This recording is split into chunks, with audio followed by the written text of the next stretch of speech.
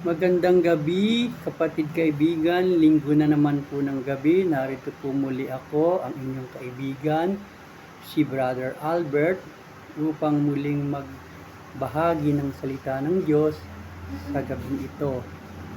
Ang topic ko sa gabi ito ay pinamagatan ko na The Importance of Wisdom in Our Life, or sa Tagalog, ang kahalagahan ng karunungan sa ating buhay. Ito po ay tatalakay sa 5 katanungan. What is wisdom? What is the true biblical wisdom? How to gain wisdom? Why do we need wisdom? And lastly, how does wisdom protect us? Yan po ang 5 katanungan ating pong tatalakayin sa gabi ito. What is wisdom? Wisdom is the ability or result of an ability to think and act utilizing knowledge, experience, understanding, common sense, and insight.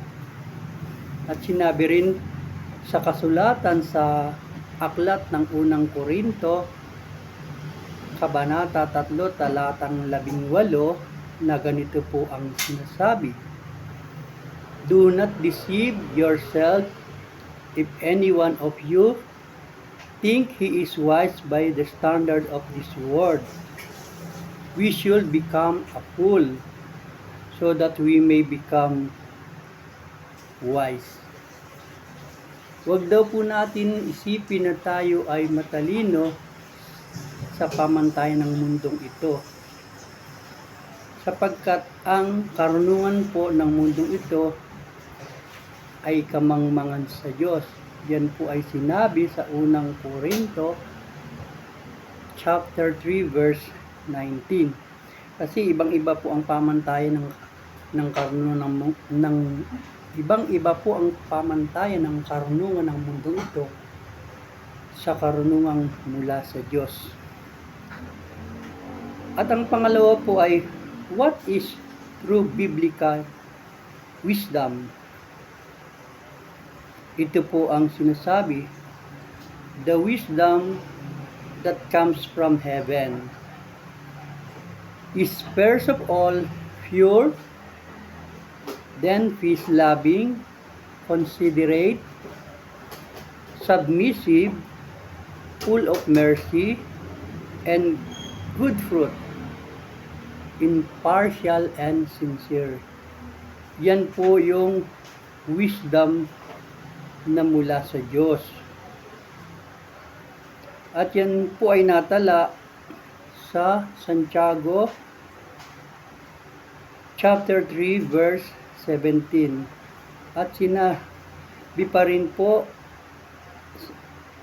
na it's the ability or gift from God to judge correctly. Yun pa po ang isang katangian ng wisdom na mula sa Diyos. At ang pinakamatibay na ebidensya na ang wisdom ay galing sa Diyos ay kung tama ang hatol. At ang isang pagpapatunay nito ay ang naging hatol ni Haring Solomon sa istorya ng 2 ina na nag-aagawan sa sanggol. Ang istoryang ito ay mababasa natin sa kasulatan sa aklat ng unang hari, chapter 3, verse 23 up to 26, na ganito ang sinasabi ni Haring Solomon. The king said, this one say, my son is alive, and your son is dead. While that one say, no, your son is dead, and mine is alive. Then the king said, bring me a sword. So they brought a sword for the king. He then gave an order, cut the living child in two and give half to one and half to others. Then the woman whose son was alive was filled with compassion for her son and said to the king, "Please, my lord, give her living baby. Don't kill him." But the other said, "Neither I nor you shall have him. Cut him in two." So doon po ay mapagtatanto natin na si Solomon po ay napagtanto niya kung sino ang nagsasabi ng totoo at nagsisinungaling. Sapagkat kung ikaw po ay isang ina, hindi mo na naising hatiin ang iyong anak sa dalawa at ito ang magiging sanhi ng kamatayan ng iyong sanggol. Mas mamabutiin pa po niyang makitang buhay kaysa mamatay kahit na hindi po ito mapunta sa kanya. Doon po ay napagtanto natin na tama ang hatol ni Solomon. Sa istorya pong ito, ang sanggol po ay ibinigay ni Haring Solomon doon sa tunay na ina na napagtanto niyang ito ang nagsasabi ng totoo. Kaya yan po ay ang wisdom po ni Solomon ay nagamit po niya. Paano daw po? Ang number 3 po, how to gain wisdom. Ako po ay magbibigay ng ilang hakbang kung paano magkakaroon ng wisdom. Here are the steps to gain wisdom. Ang una po ay ask the Lord. Humingi daw po sa Diyos. At ito po ay sinabi, if anyone you lack wisdom, should ask to God, who gives generously to all without finding fault, and it will be given to him. Ito po ay natala sa Aklat ng Santiago, chapter 1, verse 5. At ang pangalawa po ay fear of God. Ang pagkatakot daw po sa Diyos ay pasimula ng kaalaman. Solomon says, the fear of the Lord is the beginning of wisdom. At iyan po ay mababasa natin sa Proverbs chapter 9, verse 10. Si Solomon po ay humingi ng wisdom. Solomon asked wisdom. He said, "Give me wisdom and knowledge that I may lead these people, for who is able to govern this great people of yours." Ito po ay natala sa ikalawang Chronicles chapter 1 verse 10.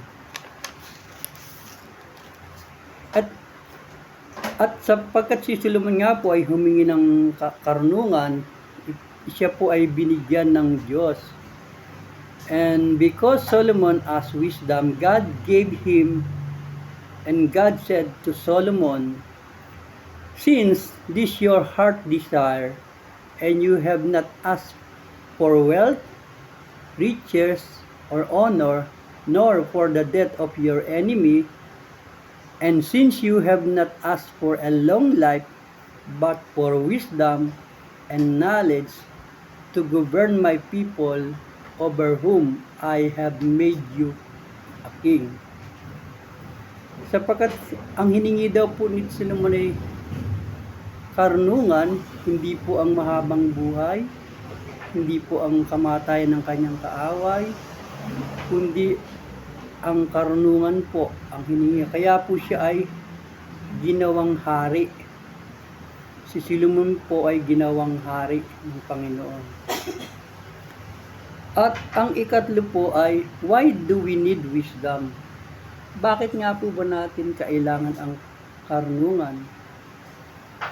Ito po ang sinasabi, we need wisdom to discern right from wrong.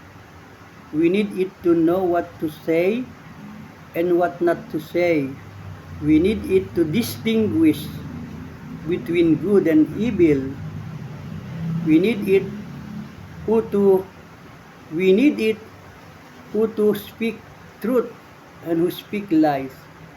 And it was proven in the story of two mothers in 1 King chapter 3 verse 23 hanggang 26 na kung saan nga po napag-alaman ni Solomon sa dalawang babae kung sino ang nagsisinungaling sa kanila, sapagkat si Solomon po ay may taglay na wisdom na pagtanto niya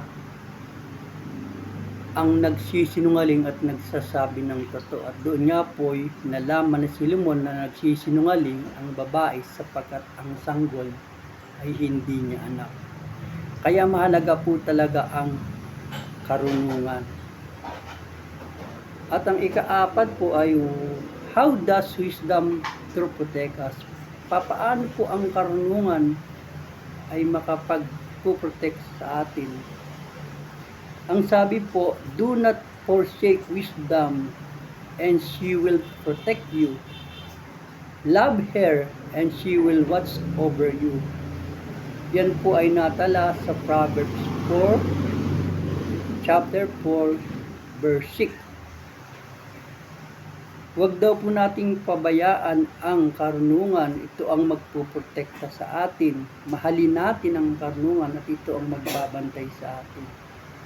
At ang pangalawa po, ang sabi rin sa kasulatan, ang natamong kaalaman sa iyo ay mag-iingat. At ang unawa ay maglilihis sa liku-likong landas. Natala po yan sa Kawikaan chapter 2 verse 11. So, kung tayo po ay may kaalaman, ito po ang mag-iingat sa atin at maglili sa atin sa mga kalikuan ng buhay. Kaya ang wisdom po ay siyang magpuprotekta sa atin. Kung tayo ay may wisdom, ito po ang gag-guide sa atin para makapag-ingat sa mga gawaing hindi dapat ginagawa. At sabi rin po, ilalayo ka nito sa masamang pamumuhay at doon sa mga taong ang naisa'y kaguluhan. So, yung pong wisdom, yan po ang maglalayo sa atin sa mga taong hangad lang ay kaguluhan ng buhay. Yan po ang maglalayo sa atin sa mga hindi magandang pangyayari. Yan po ay natala sa Kawikaan chapter 2 verse 12. At ang Kawikaan po ay nagpapaalala sa atin, kapatid kaibigan, may paalala po sa atin ang Kawikaan ng salita ng Diyos sa aklat ng Kawikaan chapter 2 verse 3 na ganito po ang sinasabi: pagsikapan mong hanapin ang tunay na kaalaman, ang pangunaway pilitin mong makita at masumpungan. Yan po ay natala sa Kawikaan chapter 2 verse 3. At sinabi rin po ang ganito, how much better to get wisdom than gold, to choose understanding rather than silver. Natala po yan sa Kawikaan 16:16. Napakahalaga po talaga ng wisdom, ng karunungan. Mahalaga pa raw po kung ito daw po hanapin natin, na ito ay mas mahalaga pa sa ginto at mahalaga pa sa silver. Ito po ay mapapasa atin. Ang hamon po sa atin sa gabing ito ng salita ng Diyos ay sabi nga po sa Kawikaan, pagsikapan po natin hanapin ang wisdom, sapagkat ito po ang maggagabay sa atin, mag-iiwas sa atin sa mga liku-liko at maling pamumuhay. So kailangan po talaga natin ang wisdom na mula sa Panginoon. wisdom na magpuprotekta sa atin, ang wisdom na mula sa Panginoon. Kaya kapatid, sa gabing ito, ako ay magtatanong, gusto mo ba ng wisdom na mula sa Diyos, na kung saan ito ang magpuprotekta sa iyo, ito ang mag-iingat sa iyo, ito ang magtuturo sa iyo kung paano mamuhay sa magulong mundong ito. Gawin nating gabay ang karunungan mula sa Diyos sa ating pakikipamayanan sa magulong daigdig na ito. Kung iyan ang gusto mo, manalangin tayo at hilingin natin sa Panginoon na bigyan tayo ng wisdom upang makalakad tayo ng may kaayusan sa daigdig nito, sa magulong daigdig nito. Tayo po ay manalangin. Ama, lumalapit kami sa iyo sa gabing ito. Humihingi kami ng karunungan mula sa iyo. Ang karunungang ito, Panginoon, ang gagabay sa amin, maglalayo sa amin sa kapahamakan ng buhay, Panginoon. Mag-iingat sa amin ang wisdom at magbibigay sa amin ng mga tamang desisyon sa aming buhay dito sa lupa. Katulad po ni Haring Solomon, nang hiningi niya sa iyo wisdom, sapagkat ang wisdom ang pinakamahalaga na mayroon ang isang tao. Hinihingi po namin na pagkalooban mo po ang bawat isa sa amin, kasamang nananalangin sa gabi ito, ng wisdom upang kami, Panginoon, ay makapamuhay ng naaayon sa iyong kalooban at mapaparangalan ang iyong pangalan sa aming paglakad sa magulong sanglibutan. Hinihingi po namin ito sa pangalan ng iyong anak na si Jesus na aming Panginoon at tagapagligtas. Amen. Salamat kapatid, kaibigan, sa nakaraan na namang tinalakay natin sa gabing ito patungkol sa karunungan na nagmumula sa Diyos. Sa kalooban ng Panginoon, sa susunod na linggo'y muli po akong mag-upload ng panibagong topic na ating pagbubulay-bulayan. Samahan nawa't ingatan tayo ng Panginoon sa gabing ito sa ating buhay. Salamat ng marami. Amen.